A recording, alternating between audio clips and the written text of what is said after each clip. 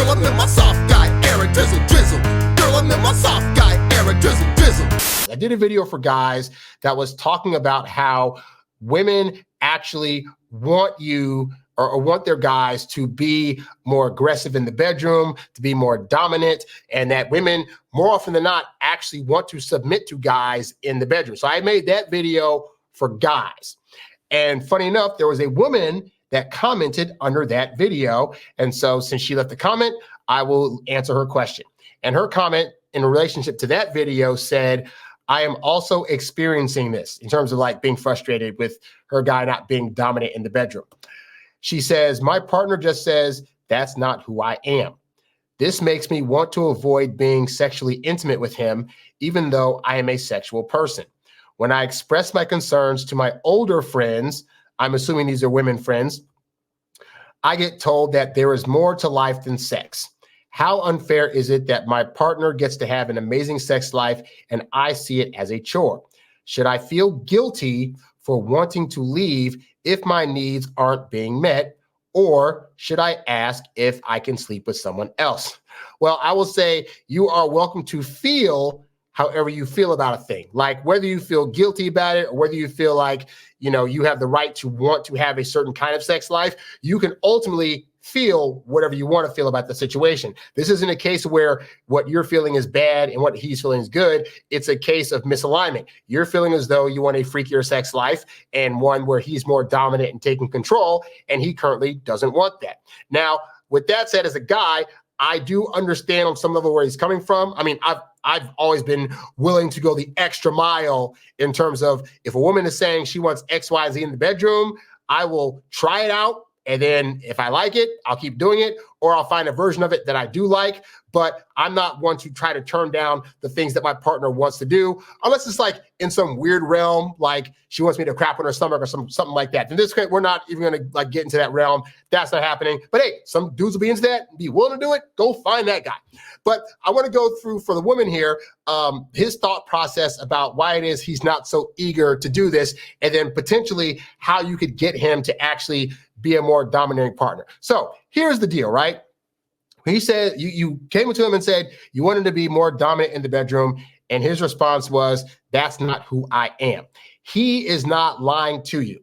And the reason he said that is because in his head, the version of himself that he sees, I imagine, is a guy that is all about being kind and generous to his woman.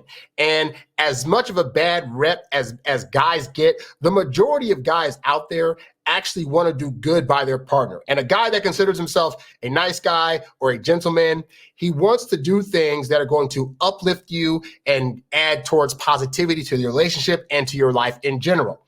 Unfortunately, those guys have also been fed a lot of lies about women to where women almost become like an imaginary creature. Like they're not real in terms of like, you know, they're these perfect beings. They're like a glass fixture where you can't drop it too harsh or it's going to crack and fall apart. Right. And so men get fed this lie about, you know, we get told a version of how women are and how they want to be treated. You know, for example, when I was growing up, I read all these Christian books talking about how, you know, women don't want to have sex too early and that they really don't like it when a guy is just all about sex because, you know, it shows that he's more about the physicality of a relationship than actually trying to be with her. And then I'd read these books where they had these scenarios where it's like, oh, I'm a girl and this guy, he hooked up with me, then he left me and I became pregnant and oh my God, it was the worst thing ever. So that's the kind of training that good guys get.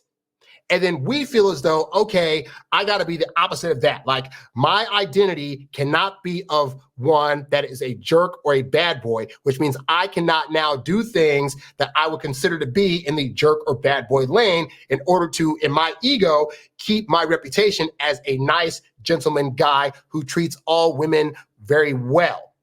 Unfortunately for you women, that means that there's going to be times where you're wanting a guy to do a thing and his thought process is, but if I do that thing, that's not part of my identity. And I'm going to now have to identify as potentially being a bad guy. And I don't want to do that because I genuinely care about this person. Now, it doesn't matter if you're thinking, but I care about this guy. I have feelings for him. I trust him enough to be able to be more dominant. I'm willing to be submissive in the bedroom to this guy.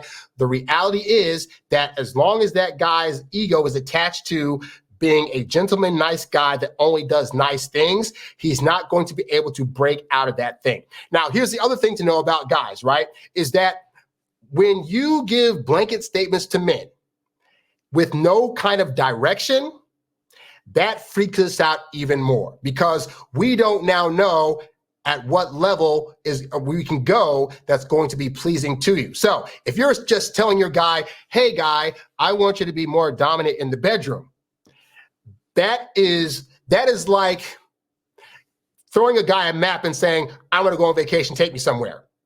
Like, he has no idea what you like, what kind of restaurants you want to see, what kind of scenery you want. Like, you've given him no guidance as to what it is you're actually meaning when you're saying, I want you to be more dominant. Because the guy in his head could be thinking, she wants me to be more dominant. Okay, does she want me to like slap her face? Does she want me to go get whips and chains? Like, what is she talking about here? And with no direction, guys get freaked out because we know from our experience that if you give us the okay to do something and then we just do it without any direction, and then we do it in a way that you don't like, there's going to be hell to pay. So for you, you're saying be more dominant. If his dominant, he's thinking in his head, okay, so if I just slap her across the face, that's being dominant, but now she's probably going to call the cops on me. Being more dominant, but if I thrust too hard, I could like break her down there or whatever, that's going to cause a problem. And so the other part of this problem is because you're not giving direction, he's in his head freaking out about what does this mean? On top of, it's a lay of the land situation. What things do you want him to do? How many things does he need to do in the bedroom now to prove to you that he's going to be a domineering person? He doesn't know that. So he doesn't know what to do, the level of intensity to do it at, and how much you're going to actually be able to take versus what you think you can take right now. You know, so those are just a few of the reasons why it is that a guy that's not used to being dominant, you can't just go to him and say, I need you to be more dominant. And by the way, ladies, quick tip, right? I always teach guys that in order to persuade ladies to, consider his position or whatnot in terms of how he thinks about things, that him trying to use logic all the time is not going to work because more often than not, you all respond a lot better to him coming to you and explaining it in a way that hits your emotional core.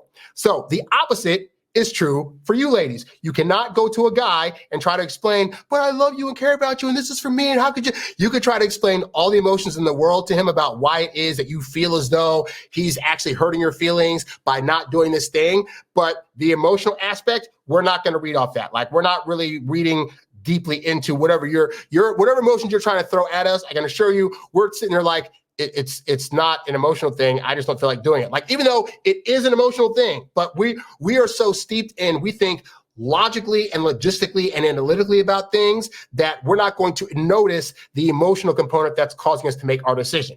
So with all that said, what can you do to change this guy's mind? Well, for one, I'll say this. I tell guys on the show that it's very, very hard to try to negotiate somebody into doing something they don't want to do. So if your guy's just emphatically like, I don't want to do anything ever that you're trying to do, is if the word dominance is in there, I don't want to do it, then this is going to be a lost cause. And as much as you care about the guy, I would say that it would be in your best interest to consider if you can go your sex life without being dominant. Now, I think you asked so you said that your friends were like saying that you get told there is more to life than just sex. As a person that has occasionally dated women who were not on the same sexual playing field as me, I can assure you that it's frustrating, it gets annoying, and it will start to affect other aspects of your relationship. So I'm not in the belief that you just stick with somebody that isn't on the same sexual play. If you're married to them and then you find that out afterwards, like say you were virgins and then you get married, that's a different situation. You got paperwork, all this other stuff. But in terms of like the dating situation, like it's really easy to get out of that if you don't want to. But that said, let's assume he's doing everything else right, but the bedroom was just kind of like off kilt, right? So again, you going to him and trying to emotionally connect or trying to say, this is the thing I feel or whatever, don't do all that, okay? Guys are about two things, about analytics and facts and about action. And so what I have found, well, not what I have found, I'll say at times that I've been dating people that have been trying to persuade me to do things in the bedroom, what has worked really well on me is if in the moment as you're doing things, you instruct the guy to do a thing. And so, for example, let's say you guys are in the bedroom and you're in doggy style position and you want him to like pull your hair. You don't say to him, hey, babe, I think it'd feel really, really cool and really intense if you would just, pull my hair a little bit. No.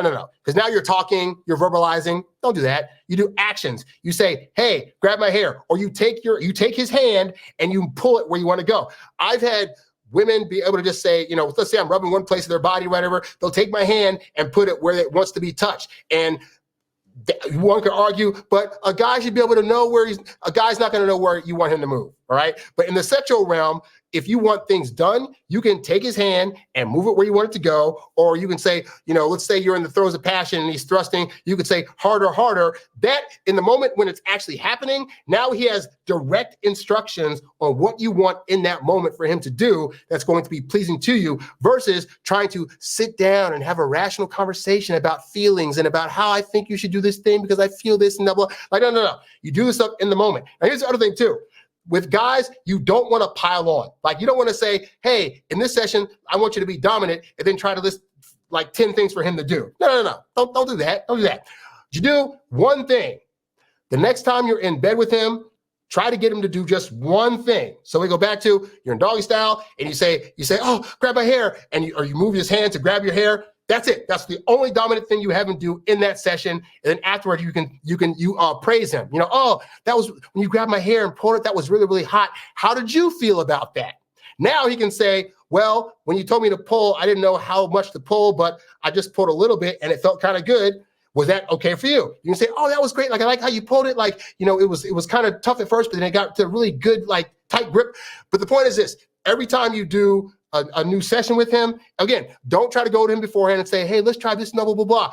In the moment that things are happening, tell him what you want him to do. Hey, smack my boob a little bit. Like just that, have that be the only thing for the next time you do it after the first thing, right? Just smack your boob a little bit harder and a little bit harder. And here's the thing, right? If you're wanting your man to be a bit more dominant, what you cannot do is criticize him when he's trying to do it. So for example, in that, let's say you go back to the boob smacking example, you actually convince him to smack your boob a little bit harder. He might go harder than anticipated, right? So in that moment, you can't be like, hey, what are you doing? That's too hard, blah, blah. He doesn't know, right? So you can say, hey, just give it a little tap. Now smack a little harder, a little harder. But the point is, we want to give him positive praise. And then after the session's done, so how'd you feel about that? Okay, great. I thought it was really, really good too. Next time you can do it even harder. Or next time that felt great. You could do just a little bit less pressure. But other than that, it was perfect. That will start to give him encouragement. That'll start to make him realize that, oh, you're really serious about, you're going to let him explore this aspect that he hasn't explored before. Because this is new. This is new territory for him. And so you can't go in expecting a perfect performance the first time. It's going to take time. But just introduce one new thing each time. And again, whether you got to grab his hand to where you want it to go, whether you got to say, oh, harder, harder. And by the way, when you're saying things like, oh, go harder, oh, hit me like that, use the most seductive voice you possibly can. I cannot begin to stress. If right now you're trying to get him to do things by complaining about it, it sounds like this to us. And that does not convince a guy to want to do things that you want to do in the bedroom. So you are a woman. I assume just like you want him to be hard in the bedroom, you can be soft in the bedroom. So learn to use that soft, sensual voice. I'd say get some perfume on because guys really, really get aroused when you get some good perfume on, at which point they will do almost anything that you want to tell them to do in the bedroom. But again, give direct instructions on what you want done and only introduce one thing at a time in these sessions. If you do this like 10 times, at the end of those 10 sessions, you will now have 10 things he can do that are dominant in the bedroom, that turn you on, and that you've been able to get a gauge for about what level of comfortability he has for those things. As the time goes on, maybe 5 of them fall off, and you have 5 really solid dominant things he can do. But also, don't expect him to be dominant all the time. I know as guys, I can tell you, we get frustrated at having to be like in dominant mode nonstop. So switch it up. Sometimes you're dominant. Sometimes he's the more dominant one. But yeah, give him praise for the things that he is doing, and then just increase the intensity bit by bit. Some guys, it might take 20 or 30 sessions before they're finally like, okay, I'm down to like smack your butt a little bit harder, you know? But in the moment when you want these things to be done, just yell it out, spank me harder or whatever, because guys do a lot better with that than trying to sit down and have a rational, emotional conversation about it. So hopefully that gives you some help, and I'd love for you to keep me updated on your progress with this guy in particular. Differently feminine, she divine. Differently feminine, she a dime. Differently feminine, you know the women I'm swimming in, they fit friendly feminine and they mine.